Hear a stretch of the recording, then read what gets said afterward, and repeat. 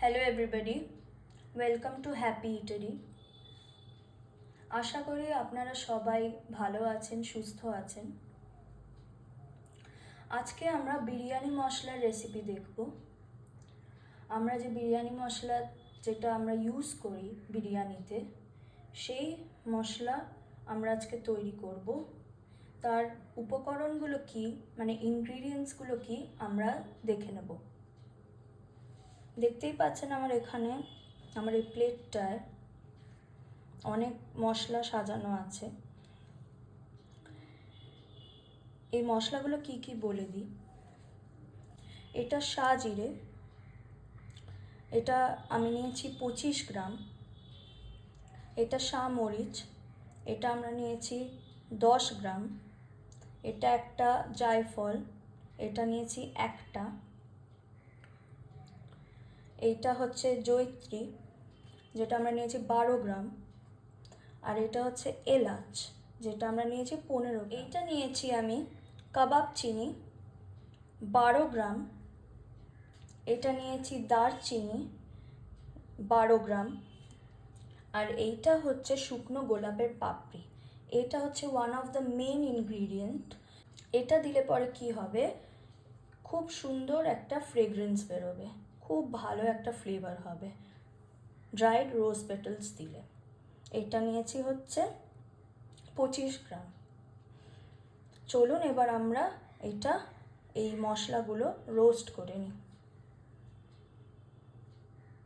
ফ্লেমটাকে আমরা মিডিয়ামে রেখে, হাইও না আবার খুব লোও না, মিডিয়ামে রেখে আমরা মশলাগুলো সব একসাথে রোস্ট করে নেব।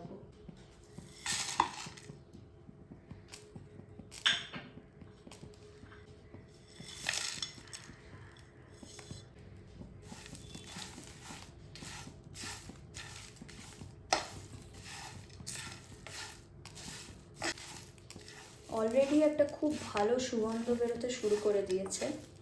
আমরা ভালো করে মশলাটাকে রোস্ট করব, যাতে কাঁচা গন্ধটা বেরিয়ে যায়। ফ্লেম একদম মিডিয়ামে রাখবেন, বেশি বাড়িয়ে দিলে পুড়ে যাবে মশলাগুলো। খুব সুন্দর একটা সুগন্ধ বেরিয়েছে, আমাদের মশলা রোস্ট করা হয়ে গেছে। এবার এটা আমরা একটা ফাইন পাউডারে গ্রাইন্ড করে নেব মিক্সারে।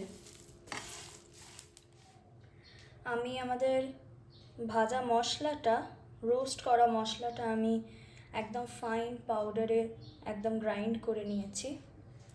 অসম্ভব সুগন্ধি এই বিরিয়ানি মশলা।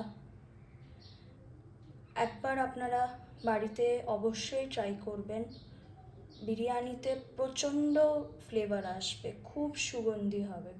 আপনারা একবার নিজেদের বাড়িতে অবশ্যই এই বিরিয়ানি মশলা ট্রাই করবেন, দিয়ে বিরিয়ানি বানাবেন, দিয়ে আপনাদের অনুভূতি আমার সাথে শেয়ার করবেন। আমার রেসিপিটা ভালো লাগলে আপনারা লাইক করবেন, আপনাদের অনুভূতি আমার সাথে কমেন্টে শেয়ার করবেন। আর আমার চ্যানেলে সব রেসিপি আপনাদের যদি ভালো লেগে থাকে, আমার যদি চ্যানেলটা আপনাদের ভালো লেগে থাকে, তাহলে অবশ্যই সাবস্ক্রাইব করবেন। আজকের জন্য এইটুকুই, আবার দেখা হবে নেক্সট ভিডিওতে। Thank you so much.